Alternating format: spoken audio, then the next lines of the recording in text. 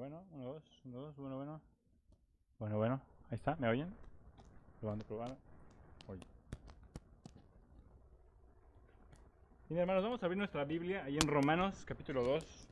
Mientras me pongo esto. Hoy mi esposa está traduciendo ahí atrás. Ella estudió más el sermón que yo. No quiere venir a predicar aquí. Vamos a Romanos, capítulo 2. Hoy vamos a estar del 1 al 11.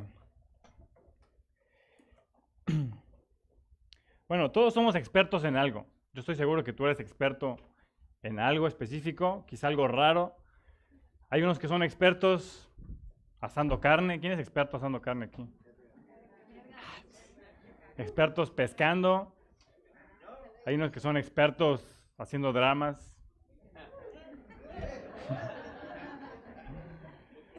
Bueno, yo soy experto en matar cucarachas. No, es en serio, yo puedo dar clases y hacer un tutorial de cómo matar. No sé por qué, pero yo nací, desde niño yo crecí con un odio a las cucarachas. No puedo ver una cucaracha y dejarla viva. O sea, no importa si voy tarde o donde sea, si yo veo una cucaracha dentro de la casa tengo que matarla. Y bueno, antes me tomaba una hora a veces estar persiguiéndola porque ellas vas hacia ellas y corren, se meten y son muy ágiles. Y no me importaba pasar 30 minutos, una hora detrás de una cucaracha. Pero bueno, con el paso del tiempo ya perfeccioné mi técnica. Es en serio, pregúntenle a Satsuki. Y el día de hoy no me toma más de un minuto desde que veo a la cucaracha hasta que aviento su cadáver a la taza del baño. Ahora, pero ¿cómo le hago? ¿Qué es lo que hago? En vez de ir a correr directamente a la cucaracha, cuando la veo en la pared o en el piso, antes de correr hacia ella, veo todos los caminos posibles por los que puede huir. Entonces pienso, ¿por dónde se podría ir? Entonces agarro lo que tenga a la mano. Un zapato, una caja, un basurero, lo que sea, lo pongo. Si se va por allá, se va a topar con esto. Se va por acá, le cierro el paso con esto. Entonces, antes de ir a ella ya tiene todo cerrado. Por cualquier camino que elija la cucaracha, yo ya le cerré el paso. Entonces lo único que le queda a la cucaracha es venir hacia mí. Y yo la recibo pues con todo el peso de la ley. Me toma menos de un minuto. Pregúntenle a Satsuki, eso es real. Ahora, el apóstol Pablo está haciendo algo muy parecido en estos 3 capítulos de Romanos. Lo que hemos estado viendo desde el capítulo 1 hasta el capítulo 3. ¿Qué es lo que está haciendo el apóstol Pablo? Él está cerrando el camino a cualquier persona que pueda decir, yo no soy tan malo, yo no soy tan pecador. El apóstol Pablo le está cerrando el camino a otro tipo de cucarachas. O sea, tú y yo. Es lo que está haciendo el apóstol Pablo y lo vamos a estar viendo desde hace 2 semanas y en las próximas semanas. Pablo está mostrando evidencia tras evidencia de que somos culpables ante Dios. Y si alguien se quiere escapar, Pablo ya le cerró la puerta. Y si quiere ir por acá, Pablo ya le cerró la puerta, mostrando evidencias de que eres culpable y mereces la condenación ante el juicio de Dios. Cuando vemos los 3 primeros capítulos de Romanos, no hay escapatoria, no hay para dónde irte. Lo único que te queda es estar delante del juicio de Dios con todo el peso de la ley sobre ti, con toda su ira, toda su justicia. El apóstol Pablo una y otra vez te está diciendo, eres culpable. Y te vas por otro lado, eres culpable. Oye, pero eres culpable y estás ante el juicio de Dios. Eso es lo que el apóstol Pablo está haciendo. En las últimas semanas hemos visto algunas acusaciones. Quiero que vamos a hacer un repaso de algo que hemos visto. Quiero que vayas a Romanos capítulo 1, versículo 21 al 23. No vamos a leer todo, solamente algunas acusaciones que hace el apóstol Pablo a los hombres, a toda la humanidad. Dice, pues habiendo conocido a Dios, no le glorificaste como a Dios, ni le diste gracias, sino que te envaneciste en tus razonamientos y tu necio corazón fue entenebrecido. Profesando ser sabio te hiciste tonto, necio, y cambiaste la gloria del Dios incorruptible en semejanza de imagen de hombre corruptible, de aves, de cuadrúpedos y de reptiles. Versículo 25 dice, cambiaste la verdad de Dios por la mentira. Honraste y diste culto a las criaturas antes que a tu Creador, el cual es bendito por los siglos. Versículo 28. Y tú no aprobaste tener en cuenta a Dios. Versículo 29. Estando lleno, atestado de toda injusticia.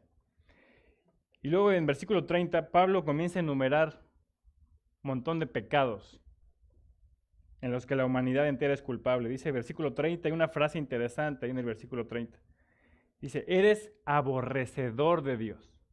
Te dice, odias a Dios. Ese es el resumen, el corazón del pecador es ese, odias a Dios. Y la semana pasada terminamos con el versículo 32. Dice, y habiendo entendido el juicio de Dios, que tú que practicas tales cosas eres digno de muerte, y no solo las haces, sino que también te complaces con los que las practican. Y Pablo va a seguir mostrando acusación tras acusación. Todavía no terminan las acusaciones. Te está mostrando evidencia tras evidencia para demostrar que todos estamos bajo el juicio de Dios. Todos somos culpables. Entonces Pablo va a tomar capítulo 1, capítulo 2, capítulo 3, y a todos los pecadores los va a poner bajo el juicio de Dios. Sin ninguna excepción. A todos. No hay ninguno que se escape. No hay una sola cucaracha que se le va a ir. Todos van a estar bajo el juicio de Dios. Ahora, si me adelanto un poquito, lo que vamos a ver en otras semanas, vamos a ver el capítulo 3:19. Fíjate lo que dice. Hacia allá va Pablo, versículo 19. Pero sabemos que todo lo que la ley dice, lo dice a los que están bajo la ley, para que toda boca se cierre y todo el mundo, incluidos tú y yo, quede bajo el juicio de Dios. Eso es lo que Pablo te va a decir al final. Todos bajo el juicio.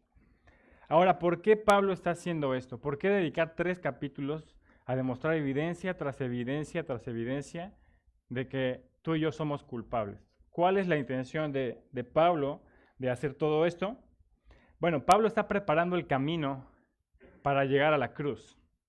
Cuando lleguemos a Romanos capítulo 3, versículos 23 y 24, por fin Pablo nos va a presentar lo que Cristo hizo en la cruz. Pero en este momento nos está preparando el camino. Todos sabemos que Cristo murió para salvar pecadores. Pero para poder apreciar eso necesitas saber qué clase de pecador eres. Y qué tan malvado eres y qué tan perverso eres. Lo que Pablo está haciendo nos está encaminando hacia la cruz. Romanos capítulo 3, 23 y 24. Para apreciar la obra de Cristo en la cruz, primero necesitamos entender la clase de pecadores que somos, la clase de malvados que somos. Necesitamos ver claramente que necesitamos un Salvador. Estos 3 capítulos son suficientes para demostrarte que necesitas un Salvador, que necesitas a alguien que te rescate de tu pecado. Por eso es importante leer estos 3 capítulos. Y hoy vamos a comenzar el capítulo 2 de Romanos. Vamos camino hacia Romanos 3, 23 y 24. Todavía nos va a tomar algunas semanas para llegar a Romanos 3, 24. Todas estas semanas, pura acusación. Pum, pum. Pero bueno, imagina que vamos manejando rumbo a la isla del Padre, ¿no? Todavía nos falta tiempo para llegar allá, pero más o menos ahorita vamos como por Harlingen, ¿no? Ya nos falta más o menos la mitad, un poquito. Todavía no llegamos, pero vamos ahí. Ya avanzamos. ¿Ok? Entonces la isla del Padre es como llegar a la cruz. Así que disfruta el viaje. Ahora, si vamos a leer Romanos capítulo 2. Y como ya lo leímos, voy a leerlo con otras palabras para irlo entendiendo en lo que vamos leyendo. Dice, y por lo cual estás sin excusa, oh hombre, quien quiera que seas tú que juzgas, pues en lo que juzgas a otro, te condenas a ti mismo, porque tú que juzgas haces lo mismo. Mas sabemos que el juicio de Dios contra los que practican tales cosas está de acuerdo a la verdad. Y piensas esto y razonas esto, oh hombre, tú que juzgas a los que tal hacen y haces lo mismo, que tú escaparás del juicio de Dios, o menosprecias las riquezas de su bondad, de su paciencia y su tolerancia, ignorando que su bondad te guía al arrepentimiento, pero por tu terquedad y por tu corazón no arrepentido, acumulas para ti mismo ira para el día de la ira y de la revelación del justo juicio de Dios, el cual recompensará a cada uno conforme a sus obras. Vida eterna a los que, perseverando en bien hacer, buscan gloria y honra e inmortalidad, pero ira y enojo a los que son contenciosos y no obedecen a la verdad, sino que obedecen a la injusticia. Tribulación y angustia sobre todo ser humano que hace lo malo, el judío primeramente y también el griego.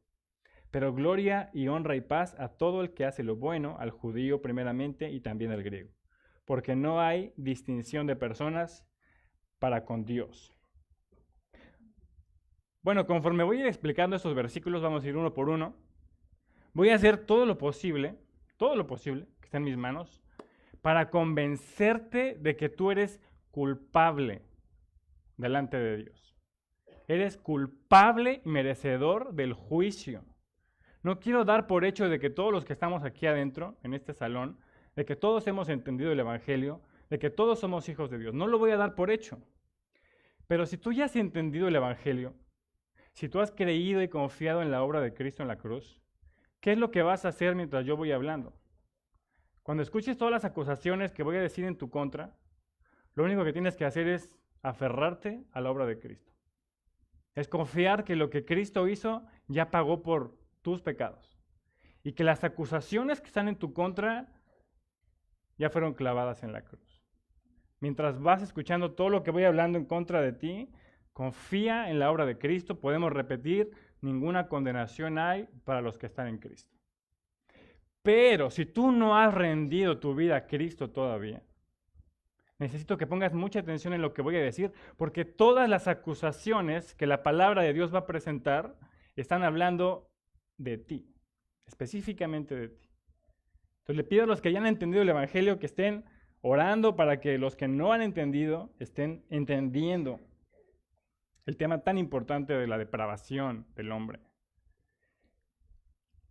Ahora solamente lee el título de este mensaje, está en tu boletín. Dice, pecadores ante el juicio justo de Dios. Ahora solo imagina el día en que estás delante del juicio de Dios. Delante de tu Creador, el juez, ¿cómo va a ser ese juicio? ¿Cómo te vas a presentar? Y la Biblia dice que ante el juicio de Dios, delante del juez, tú vas a estar sin excusa, sin ninguna defensa. Mira, versículo 1. Dice, por lo cual eres inexcusable, oh hombre, estás sin excusa. Quien quiera que seas tú que juzgas, pues en lo que juzgas a otro, te condenas a ti mismo, porque tú que juzgas, haces lo mismo. Esto es una acusación. Tú estás viendo el pecado de otros, estás viendo la maldad de otros, y te crees superior a ellos, porque no haces lo mismo que ellos. Pero ¿qué es lo que dice la Biblia? Tú eres igual que ellos, eres igual, no hay ninguna diferencia.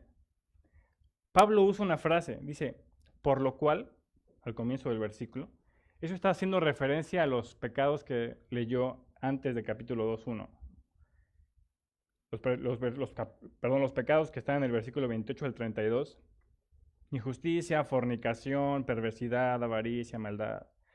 Y tú podrías ver estos pecados, esta lista de pecados, y tú dices, bueno, yo no soy así, yo no he hecho nada de eso, describe a otro tipo de personas, yo no encajo en esa descripción de pecados.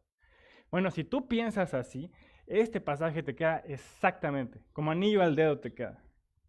Pablo tiene en mente a un tipo de persona que no se siente pecador, que no se siente malvado, porque se compara con otros. Y que está señalando el pecado de otros, pero Pablo le dice, tú eres igual que ellos. Eres igual y practicas exactamente las mismas cosas.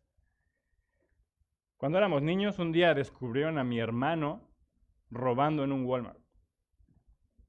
Iba con mis papás y después de que pagaron en la caja, a la salida estaba un policía esperándolo. Le dice, su hijo tiene cosas dentro de la ropa. Dice, no, ¿cómo es posible? ¿Sí? Y revisaron a mi hermano y le sacaron un montón de cosas del Walmart. Fue una de las peores vergüenzas para mis papás. Ahora, después de eso, yo me avergonzaba de mi hermano. Yo me indignaba, ¿cómo es posible que tenga un hermano ladrón? Para mí era una vergüenza ser hermano de un ladrón, que un ladrón estuviera en mi casa. Y empecé a sentirme superior a él, porque él es el ladrón, él es el que ofendió a Dios, él es el que hizo. Pero ¿qué es lo que dice la Biblia? Tú que juzgas a los demás, tú haces lo mismo. Tú eres igual, no hay ninguna diferencia. Quizá yo no había robado en el Walmart, pero dice la Biblia, tú eres igual que él. Igual, no tienes excusa. Por lo cual estás sin excusa, pues en lo que juzgas a otro te condenas a ti mismo, porque tú que juzgas haces las mismas cosas. Y alguno podría reclamar, o sea, ladrón yo, fornicario yo, perverso yo. O sea, sé que no soy perfecto, pero si me comparas con él o con ella, o sea, hay una gran diferencia. Sé que no soy un santo, pero solamente mira la vida de él. Ellos realmente son pecadores malvados. Bueno, ante el juicio de Dios no hay ninguna excusa. Eso no te va a servir de nada compararte con los demás. No te va a servir de nada así de, míralo, él es se engañó a su esposa. Dios te va a decir, no tienes excusa. Oye, pero es que él es adicto a la pornografía. O esta mujer es una borracha y cambia de esposo cada año. No tienes excusa. De nada te sirve compararte con otros más pecadores que tú. Nada de eso te va a defender, porque tú eres igual, tú que juzgas a los otros, dice la Biblia, tú eres igual que ellos. Tienes el mismo corazón pecaminoso, el mismo corazón. Mira lo que Jesús dice acerca del corazón, y solamente te lo leo. Marcos capítulo 7, 21 al 22, dice, de dentro del corazón de los hombres salen los malos pensamientos, los adulterios, las fornicaciones, los homicidios, los hurtos, las avaricias, las maldades, el engaño, la lascivia, la envidia, la maledicencia, la soberbia, la insensatez. Tienes el mismo corazón de aquellos que juzgas y ves con desprecio porque en tu opinión son más pecadores que tú. Tienes el mismo corazón que ellos. Y quizá nunca has engañado a tu esposa, ¿no? Yo jamás haría eso. Pero ¿qué dijo Jesús? Cualquiera que mira a una mujer para codiciarla, es decir, para desearla con lujuria, ya adulteró con ella en su corazón. Y eres culpable del mismo pecado. Quizá nunca has robado en un Walmart, pero quizá pierdes el tiempo en tu trabajo para meter más horas y que te paguen más. Eres un ladrón, eres culpable ante el juicio de Dios. Quizá no tienes adicción a la pornografía, quizá no tienes adicción a las drogas, quizá nunca has matado a nadie, pero tienes un corazón lleno de lujuria, lleno de envidia, te la pasas compitiendo con uno con otro, lleno de amargura, lleno de odio. Delante del juicio de Dios estás sin excusa. Cuando juzgas a otro, te condenas a ti mismo porque tú que juzgas haces exactamente lo mismo. Todos los pecadores delante del juicio de Dios no tienen defensa. No hay manera de que puedan defenderse, ni comparándose con otros. Tú eres culpable. Tú eres culpable. El apóstol Pablo nos dice que Dios no se equivoca al juzgarte. Él tiene toda la razón en hacerlo. Tiene todos los elementos para declararte culpable. Y el juicio de Dios es sin equivocación también. Versículo 2. Dice, mas sabemos que el juicio de Dios contra los que practican tales cosas es según verdad, o es de acuerdo a la verdad. No sé si ustedes alguna vez vieron una película que se llamaba Presunto Culpable. Salió cuando yo estaba en la universidad. Yo estudié para ser abogado. Entonces, en una de mis clases me dejaron de tarea ver esta película. Y la historia es básicamente un joven que se llama Toño, que está en la cárcel, le han condenado por homicidio. Pero él no cometió el homicidio.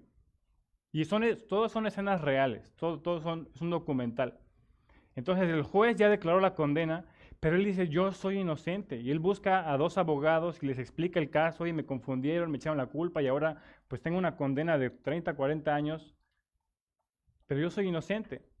Entonces estos abogados lo que hacen es decir, bueno, vamos a ver qué podemos hacer para ver si se puede reabrir el caso.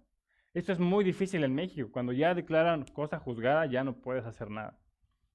Pero ellos se dieron cuenta que en el proceso El abogado que defendió a Toño era un abogado falso, que tenía un documento falso.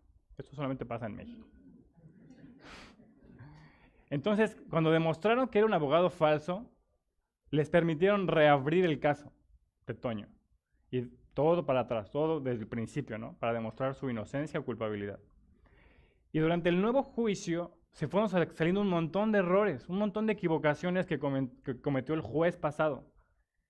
Y puras irregularidades y todo. Y al final de todo el juicio se demuestra que Toño es inocente. O sea, imagínense, estaba condenado a 40 años. Pero ahora se demuestra que Toño es inocente. ¿Y qué pasa? Pues lo dejan en libertad. Lo siento, ya les conté el final de la película. Pero... hasta tú que no le gusta que cuente las películas, pero salió en libertad. Se pudo haber echado 40 años por una equivocación, por muchas equivocaciones del juez, pero se demostró ahora su inocencia. Ahora dice la Biblia que el juicio de Dios no tiene equivocaciones. Él no tiene ningún error durante el juicio. Más sabemos que el juicio de Dios contra los que practican tales cosas es de acuerdo a la verdad. Él no se basa si alguien te vio o no te vio, si tienes pruebas, documentos. Él se basa en la verdad. Y el juicio de Dios no tiene equivocaciones. Si Dios dice que eres culpable, es porque eres culpable. Y no hay un segundo juicio.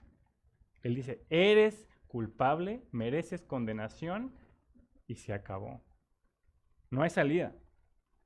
El juicio de Dios contra ti está basado en la verdad. No hay error, no hay equivocación. Dios tiene todos los elementos para demostrar que tú eres culpable y que mereces condenación. Dios es el fiscal que te acusa y Dios es el juez que te condena. Ahora, ¿por qué? ¿Por qué es la misma persona la que te acusa y la que te condena?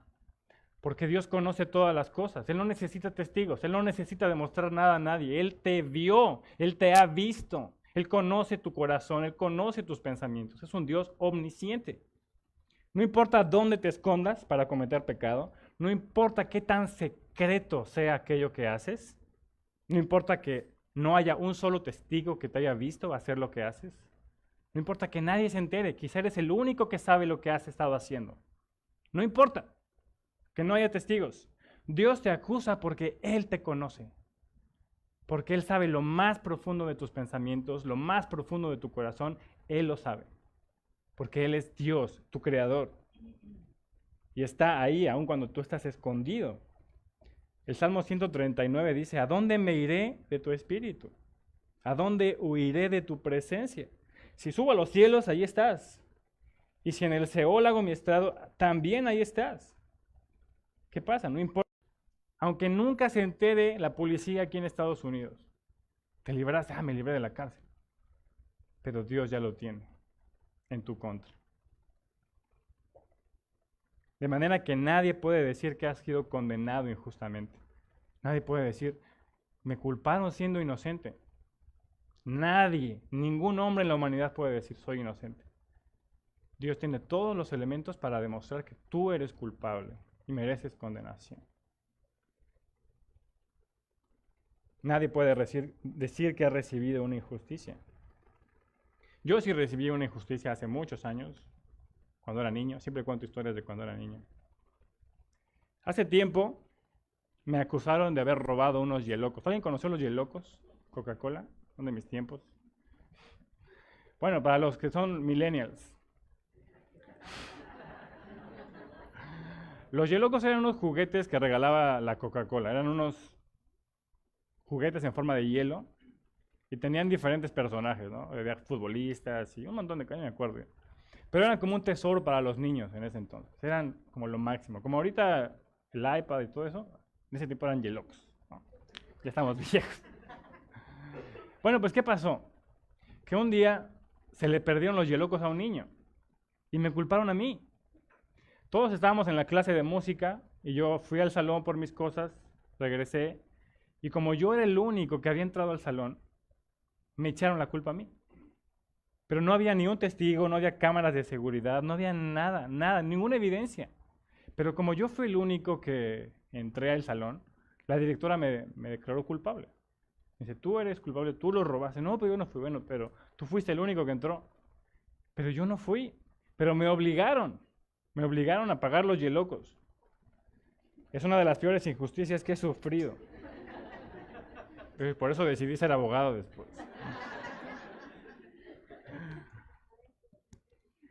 Todavía sigo buscando a esa directora.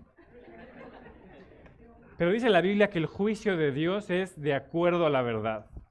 No se basa en que si supongo, que me imagino que tú entraste, yo creo que tú eres. Dice la Biblia, yo te vi, tú lo hiciste y tú eres culpable. El juicio de Dios se basa en la verdad.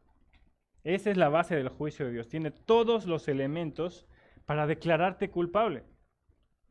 De tal manera que si Dios dice que eres culpable es porque eres culpable, esa es la verdad. Si Dios dice que estás lleno de maldad, es porque esa es la verdad, estás lleno de maldad. Si la Biblia dice que odias a Dios, es porque esa es la verdad, odias a Dios. Dicen, oye, yo no odio a Dios, yo tengo mi religión, yo voy a la iglesia, yo busco a Dios. No, no buscas a Dios, buscas los beneficios de Dios, buscas los milagros de Dios, buscas las bendiciones, pero no buscas a Dios. Y eres culpable, odias a Dios realmente. Ese es el problema del ser humano, que cree que busca a Dios, pero solamente está buscando lo que Dios le da. Puede ser muy religioso, pero no estás buscando a Dios. Dice la Biblia, tú me odias realmente. Y eres culpable. El juicio de Dios es sin equivocación. Y todos los que se presentan delante del juicio están sin escape. Versículo 3. Dice, ¿y piensas esto, oh hombre? Tú que juzgas a los que tal hacen y haces lo mismo, que tú escaparás del juicio de Dios. Ahora, Pablo cuestiona al hombre que piensa que él se librará del juicio. El hombre ha razonado, ha pensado y ha llegado a la conclusión. Dije, no, realmente no soy pecador. No hay ninguna razón para que Dios me juzgue. Esa palabra que dice, y piensas, también se podría traducir como razonas. Razonas y llegas a la conclusión de que no eres pecador. No, ya lo pensé bien, estuve meditándolo y realmente no es pecado lo que estoy haciendo, no es malo. Sí, en la iglesia dicen que es malo, pero no es pecado. Así que podremos traducir esa idea como, tú razonas que escaparás del juicio de Dios, tú das por hecho que vas a escapar del juicio de Dios. En tu opinión, tú vas a librarte. Es una persona que ha razonado, ha pensado, ha llegado a la conclusión de que lo que él hace no es malo, de que él no es culpable. Él concluye que no hay nada que le avergüence. Él concluye que no hay nada que se le acuse. En su opinión, él no es culpable de nada. Y hay personas que dicen, mira, esto que hago realmente no es un pecado. No es pecado, es un defecto. Es un trastorno que tengo. Conocí a una persona que literalmente se defendía diciendo, esto no es pecado, es solamente una enfermedad. Dice, oye, pues te ves grave. Deberías ir a ver al doctor porque te ves gravísimo. En su opinión, han razonado y no quieren aceptar su condición. No quieren aceptar su realidad. Está como aquel que dice, yo no estoy gordo, solo tengo huesos anchos. Oye, deberías ir a ver al médico. Está saliendo un hueso por el cuello. No quieren aceptar su realidad. Razonan y dicen, no es pecado, no soy malo, no soy tan malo. Bueno, pero no importa lo que tú pienses acerca de ti mismo, porque no eres juzgado de acuerdo a tus estándares de lo que es bueno o malo. Dios dice, o menosprecias las riquezas de su benignidad, paciencia y longanimidad, ignorando que su benignidad te guía al arrepentimiento, pero por tu dureza y por tu corazón no arrepentido, atesoras para ti mismo ira para el día de la ira y de la revelación del justo juicio de Dios. En una frase, si no te arrepientes ahora, toda la ira de Dios está sobre ti. Si no te arrepientes ahora, toda la ira de Dios está sobre ti. Ahora, Pablo está acusando a un tipo de hombre que desprecia la bondad de Dios y su paciencia. Aquí leemos tres palabras que no usamos mucho en nuestro español: benignidad, paciencia, longanimidad. Esto significa bondad, paciencia y tolerancia. Esa palabra longanimidad, que Dios hace largo un tiempo, Dios ha decidido ser paciente con el pecado, alargar el tiempo en el que vas a recibir la ira. Él ha decidido simplemente mostrar su paciencia, extender el tiempo de su juicio, simplemente para darte oportunidad de que te arrepientas. Pero dice que el hombre ha despreciado la bondad de Dios. A pesar de que Dios ha extendido el tiempo para que te arrepientas, tú te has burlado de eso. Tú te has burlado de la bondad de Dios. Ahora, no significa que Dios ha cancelado el juicio.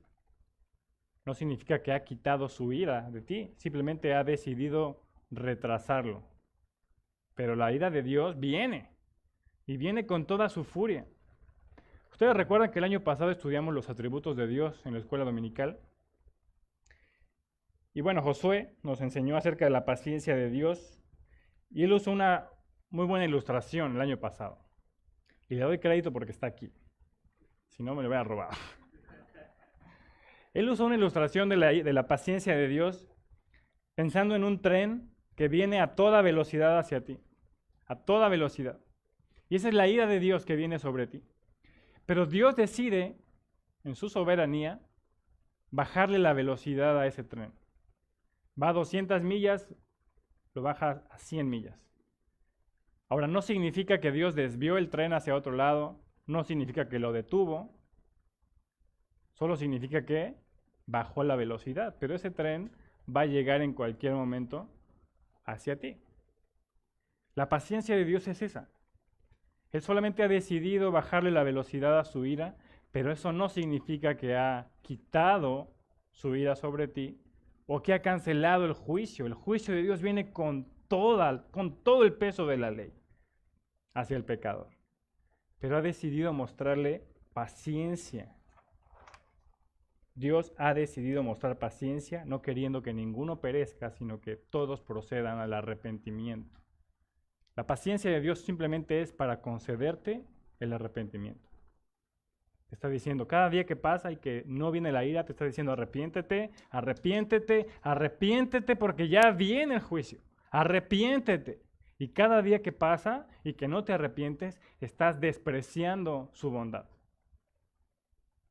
Tú desprecias la bondad de Dios, que te concede paciencia para que te arrepientas. Dice versículo 5, y por tu dureza y por tu corazón no arrepentido, atesoras para ti mismo ira para el día de la ira y de la revelación del justo juicio de Dios.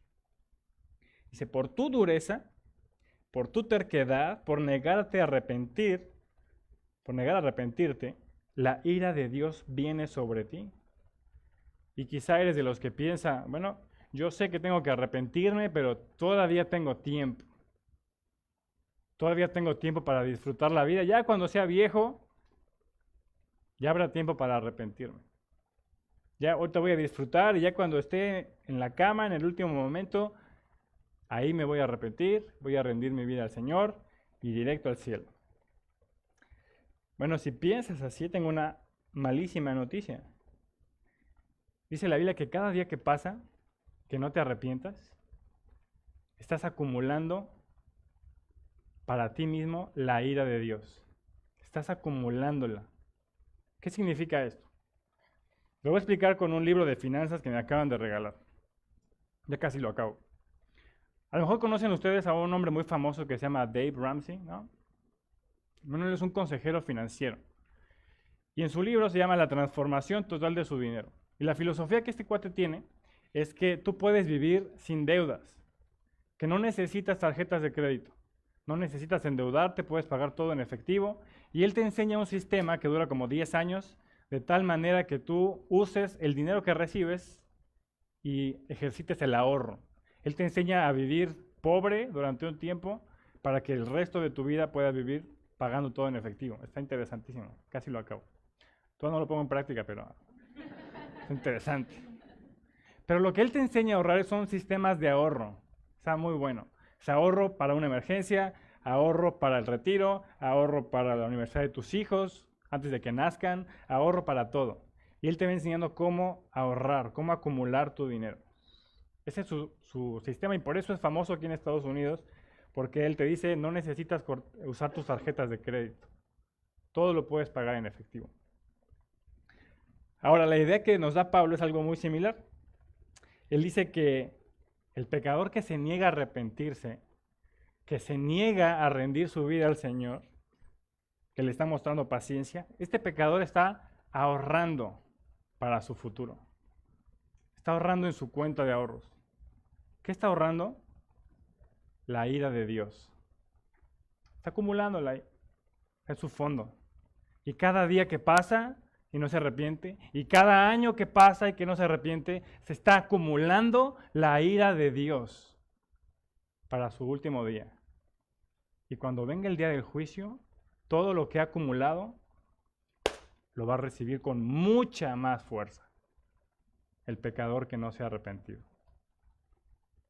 Es lo que dice la Biblia. Por tu dureza y por tu corazón no arrepentido, estás acumulando la ira de Dios que se va a revelar en el justo juicio.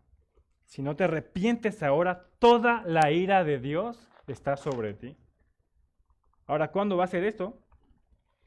El libro de Apocalipsis nos habla del gran trono blanco, el día en el que todos los pecadores van a comparecer a escuchar la condenación. Y te lo leo, Apocalipsis 20, versículo 11 al 15.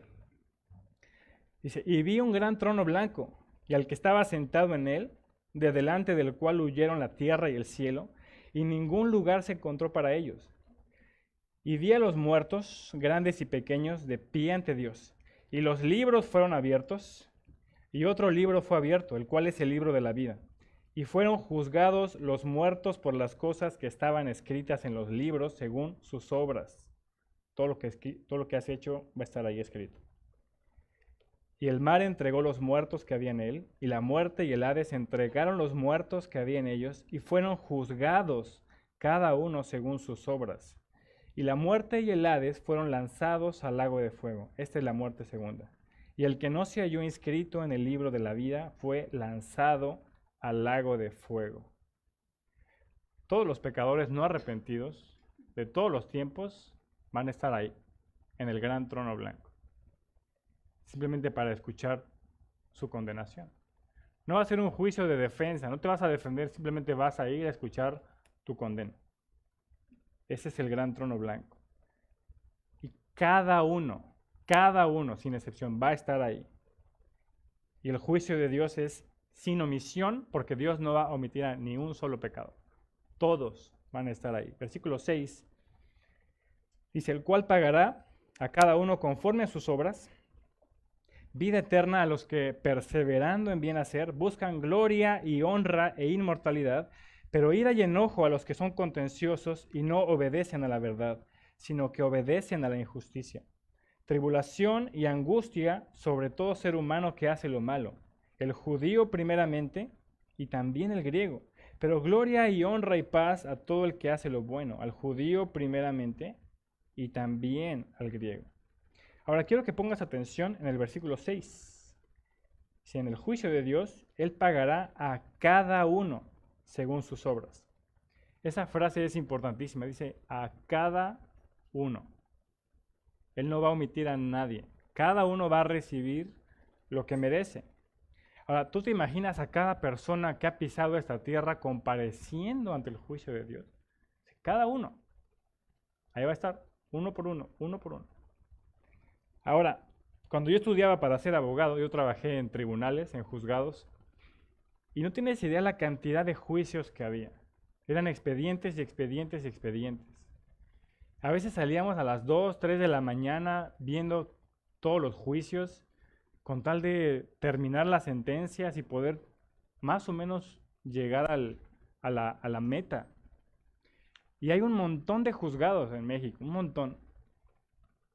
Y hay un montón de juicios, hay un montón de gente que está esperando sentencia. Estuve también en un reclusorio, en una cárcel allá en León, y conocí a algunas personas que estaban esperando su sentencia.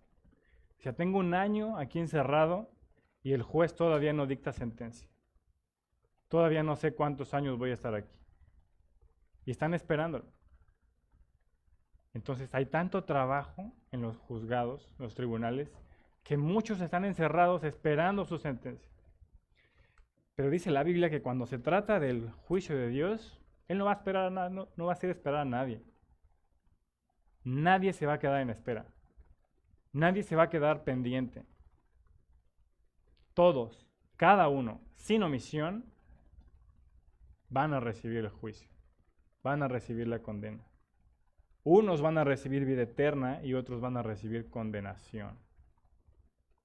En estos 5 versículos que estamos leyendo, solo habla de 2 tipos de personas, los que reciben vida eterna y los que reciben condenación. Ahora mira conmigo el pago que Dios da a cada uno. Versículo 7 dice, vida eterna a unos, son los que perseveran haciendo el bien. Versículo 8, ira y enojo a otros. Tenemos ya 2 tipos de personas. Versículo 9 dice, tribulación y angustia. Estos son las mismas personas del versículo 7. Son los que reciben ira y enojo.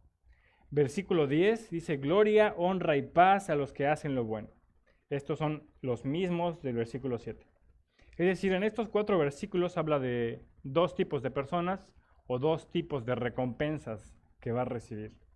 Solo hay 2 tipos de personas, los que reciben vida eterna y los que reciben condenación, la ira de Dios. Ahora, comencemos con aquellos que reciben vida eterna. Si leemos estos versículos, pareciera que Pablo está enseñando que la salvación es por obras, que van a recibir vida eterna aquellos que han hecho lo bueno, ¿cierto? Pero eso no es lo que nos ha enseñado la Biblia. Y el apóstol Pablo va a defender durante toda la carta a los romanos que la salvación no es por obras, sino eso por la gracia de Dios por medio de la fe. Entonces, ¿qué es lo que está enseñando Pablo? Bueno, nadie obtiene la salvación haciendo buenas obras, y Jesús nos lo enseñó. Te leo algunos pasajes de Jesús hablando de la vida eterna. Juan 3:36 dice, el que cree en el Hijo tiene vida eterna, pero el que rehúsa creer en el Hijo no verá la vida, sino que la ira de Dios está sobre él. Juan 5:24 dice, de cierto les digo, el que oye mi palabra y cree al que me envió, tiene vida eterna, y no vendrá condenación, mas ha pasado de muerte a vida.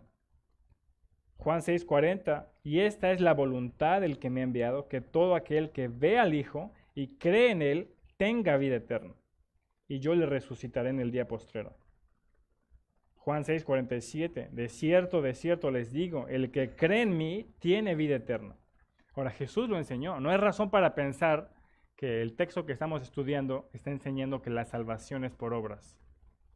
La salvación no se obtiene por las obras, por tu esfuerzo. ¿De qué está hablando Pablo entonces? Bueno, las Escrituras enseñan que la salvación de los hombres no es por las obras, pero también las Escrituras enseñan que el juicio de Dios sí se basa en las obras. Las obras de cada persona manifiestan qué tipo de persona eres. Si eres de los que tiene vida eterna o eres de los que está en condenación. Tus obras te delatan, prácticamente. Tu forma de vida, la vida que has llevado durante toda tu vida, simplemente da evidencia de quién eres. Entonces Dios va a mirar las obras de cada uno y dice, bueno, por tus obras yo doy evidencia de que tú eres mi hijo. Por tus obras das evidencia de que eres hijo del diablo. El juicio de Dios se basa en las obras. Fíjate, Juan capítulo 5, 28 y 29, Jesús dijo esto. No se maravillen de esto, porque vendrá hora cuando todos los que están en los sepulcros oirán su voz, y los que hicieron lo bueno, está hablando de los que hicieron lo bueno, saldrán a resurrección de vida, mas los que hicieron lo malo a resurrección de condenación. Jesús habla de los que hacen lo bueno y de los que hacen lo malo. Unos reciben vida y otros reciben condenación. Ahora, tus obras simplemente dan evidencia de quién eres. Tú puedes decir lo que sea. Y yo soy cristiano, yo soy hijo de Dios, yo soy. Bueno, pero tus obras te delatan. Tus obras demuestran realmente si eres hijo o no eres hijo. La manera como vives, como hablas, como piensas, como actúas, tu patrón de vida da evidencia de quién realmente eres. Y alguno dirá, es que tú no conoces mi corazón. Mi corazón está con Dios. Bueno, no necesito conocer tu corazón porque veo tus obras. Y es suficiente evidencia que te condena. La forma en la que vives es suficiente para darme cuenta de que no conoces al Señor. Ahora, cuando era niño, otra historia de niño. Yo vivía en una casa muy grande que estaba llena de árboles, de frutas. Teníamos un montón de frutas que seguramente no conoces porque solamente los conocemos los que somos de Toluca. Por ejemplo, Mau y yo. ¿Has oído del capulín? Ciruela, ciruelo, tejocote. ¿Sí? Yo tenía todo eso y un montón de cosas. Entonces, mi casa estaba llena de árboles de frutas. Y un día mi papá plantó un árbol de manzana. Y empezamos a abonarlo y todo, el árbol fue creciendo, creciendo, creciendo. Dura un montón de tiempo para que dé su primer fruto. Pero pasó el tiempo que ya pues estaba como esperado para que diera fruto y tardó bastante. Y bueno, año con año esperábamos que diera una manzana y no daba nada, no daba nada. Pero un año empezó a brotar un pequeño capullito ahí. Dice, la primera manzana. Y veíamos que crecía, que crecía, que crecía. Y ya mis hermanos y yo estábamos viendo quién se iba a comer la primera manzana. Estaba creciendo, creciendo, creciendo. Y conforme iba creciendo, empezó a tomar otra forma. Así como, oye, eso no es una manzana. Y era una pera. Es que ya he contado esa, ¿o no? ¿No? Ah, sí. Entonces empezó a tomar una forma de pera. Y yo como niño ingenuo le dije a mi papá, papá, ¿por qué un árbol de manzanas da una pera? Y mi papá, con toda su sabiduría, me dijo, no sé. Dice, bueno, seguramente no es un árbol de manzanas. Seguramente es un árbol de peras. Porque si da peras, entonces es un árbol de peras, ¿no? O sea, no importa lo que tú pienses de ese árbol, si da peras es porque es un árbol de peras. Entonces, el fruto demostró qué árbol era. El fruto demostró que era un árbol de peras. Tu fruto demuestra quién realmente eres. Tú puedes decir lo que quieras acerca de ti mismo. Tú puedes presentarte como tú quieras, pero tu fruto, tus obras demuestran realmente quién eres. Si eres de los que tiene vida eterna o eres de los que está en condenación. Tu fruto. Y en el juicio, dice la Biblia, Dios pagará a cada uno según su fruto, según sus obras. Si diste manzana o diste pera, Dios te va a juzgar de acuerdo a ese fruto. La salvación es por gracia, pero el juicio es por tus obras. Y finalmente, el juicio de Dios es sin distinción. Ahora, en los versículos que acabamos de leer, Pablo dice 2 veces, dice al judío primeramente y también al griego, versículos 9 y 10. Ahora, en esta frase se concentra toda la humanidad. Los que pertenecen al pueblo de Dios, los que recibieron la ley, los mandamientos, el pueblo de Dios, y los griegos, en una palabra que resume todos los que no son judíos, los gentiles, los paganos. Ahora, cuando se trata de acusar al pecador en el juicio de Dios, Dios no va a hacer distinción entre uno u otro. Dios no va a hacer distinción viendo a qué pueblo perteneces. Él simplemente va a ver tu culpabilidad. Va a ver el pecado. No importa si eres judío o eres gentil, vas a estar delante del juez y vas a ser culpado por tu propio pecado. Versículo 11, Romanos 2:11 dice, porque no hay acepción de personas para con Dios. No hay distinción de personas. Cuando se trata de tu culpabilidad, Dios no va a mirar nada más que tu pecado. No importa dónde naciste, no importa tu apellido, no importa tu reputación, no importa si la ONU te declaró la persona más honorable, no importa si ganaste el Premio Nobel de la Paz, no importa tu reputación, no importa nada. No importa si naciste en familia cristiana, no importa si eres hijo de pastor, no importa si tus abuelos y bisabuelos son predicadores, No importa quién eres, de dónde vengas, no importa tu ciudadanía, no importa nada. Delante del juez, Dios solamente va a mirar tu pecado. Dios no hace distinción de personas. Nadie es favorito. Y nadie tiene privilegios ante el juicio de Dios. Nadie tiene palancas. Nadie puede acelerarlo, nadie puede retrasarlo. Ante el juicio de Dios, todos comparecemos con nuestro propio pecado. Dios no mirará otra cosa, solamente que eres culpable. Y por todo esto que estamos viendo, necesitas un Salvador. Ya mostramos evidencia tras evidencia de tu culpabilidad y por esto necesitas un Salvador. Necesitas a alguien que te rescate de esta condenación. Necesitas a alguien que te libre del juicio de Dios. Y no puedes hacer absolutamente nada para librarte. Necesitas un Salvador. Necesitas una persona que venga y te rescate, que te salve de todo lo que te espera. Ese Salvador es Cristo. Y todavía no terminamos el capítulo 2. Imagínense, todavía nos quedan más semanas mostrando la culpabilidad del hombre. Todavía más semanas en las que vas a seguir escuchando lo mismo, pero todo apunta a lo mismo. Necesitas un Salvador. Necesitas urgentemente a Cristo. Es el único que puede rescatarte de esa condenación. No importa a dónde quieras escapar, la palabra de Dios te va a ir cerrando. Estas semanas te va a ir cerrando el camino como cucaracha. A donde quiera que vayas, la palabra de Dios te va a cerrar. Y te va a presentar solamente delante de Dios culpable. No hay a dónde puedas escapar, no hay forma de que puedas justificarte, no hay forma de que puedas compararte con otros. La palabra de Dios siempre te va a ir cerrando el camino.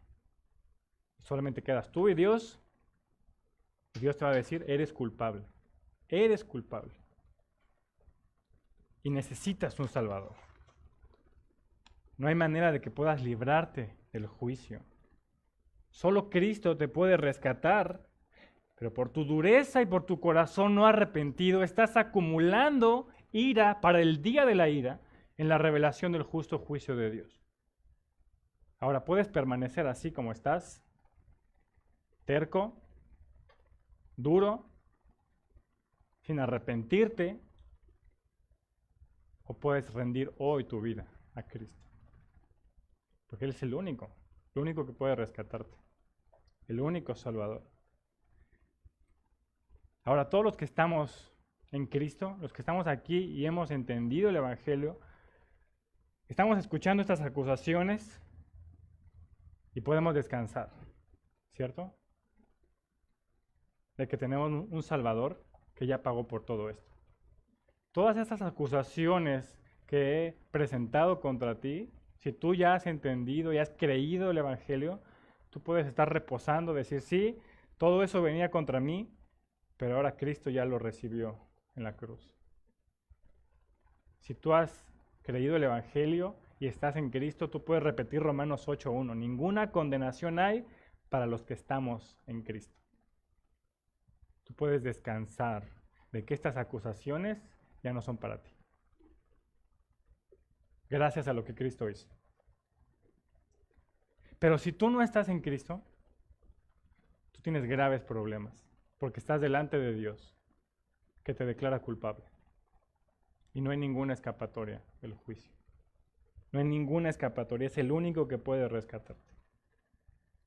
Y si el Espíritu Santo en esto que hemos estado hablando te ha convencido de que eres culpable delante de Dios, si el Espíritu Santo ha hecho algo con su palabra y en este momento tu corazón te está revelando que eres culpable delante de Dios, hoy es el día de arrepentimiento. Hoy es el día en el que debes arrepentirte, porque cada día que pasa que no te arrepientes, estás acumulando la ira de Dios sobre ti. Y va a caer sobre ti. El único que puede rescatarte es Cristo. Cristo Jesús. Vamos a orar. Iglesia, te pido que ores para que el Señor aplique su palabra a aquellos que todavía no lo conocen. Ora ahí en tu lugar, Señor. Yo te ruego por tu misericordia. Ruego por tu salvación. Tú conoces a todos los que estamos aquí y tú sabes quiénes son tus hijos. Tú sabes quiénes son culpables de todas las acusaciones que hemos presentado y quiénes hoy han sido justificados por la obra de Cristo. Tú puedes ver el corazón. Nosotros no podemos dar por hecho nada. Pero hoy te ruego, Señor, que todo lo que hemos presentado traiga un fruto en el corazón de los que aún están perdidos. Quizá personas que han estado viniendo constantemente a la iglesia, personas que vienen por primera vez, pero que no te conocen realmente. Señor, salva ahora. Solamente el sacrificio de tu Hijo. Gracias te damos por lo que Cristo hizo. Gracias porque no hay forma en que podíamos ser salvos, que podíamos huir de este juicio. No había manera, éramos culpables. Pero gracias por Cristo Jesús, que vino a esta tierra viviendo una vida perfecta que nosotros no podíamos vivir. Toda una vida obedeciendo la ley, toda una vida sin pecado, sin mancha, y así muriendo en la cruz, inocente completamente. Y todos nuestros pecados, toda nuestra culpabilidad, todo lo que tú presentas contra nosotros, ahí en la cruz, Cristo lo cargó como si Él fuera el culpable. Y la vida recta que Él vivió, arrepiéntete de tus pecados y cree en Cristo crucificado en tu favor.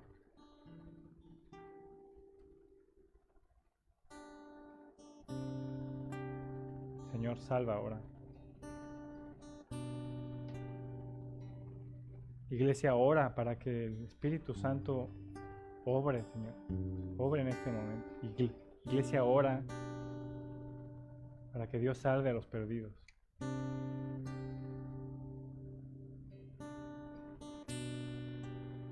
Te pregunto, ¿estás perdido? ¿Te encuentras culpable? Todo lo que has escuchado ha estado hablando de ti. Necesitas un Salvador.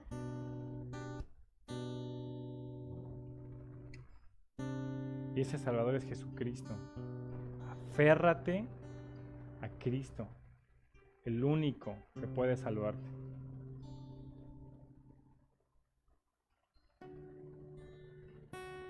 Gracias, Dios, por tu palabra. Si tú has decidido salvar hoy a alguien, te damos la gloria, porque tú eres el Dios de gracia. Tú salvas por tu misericordia.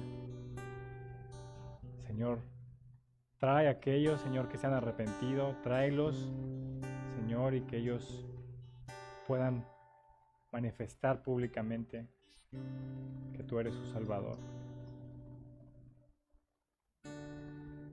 Y gracias porque tú nos has salvado a esta iglesia.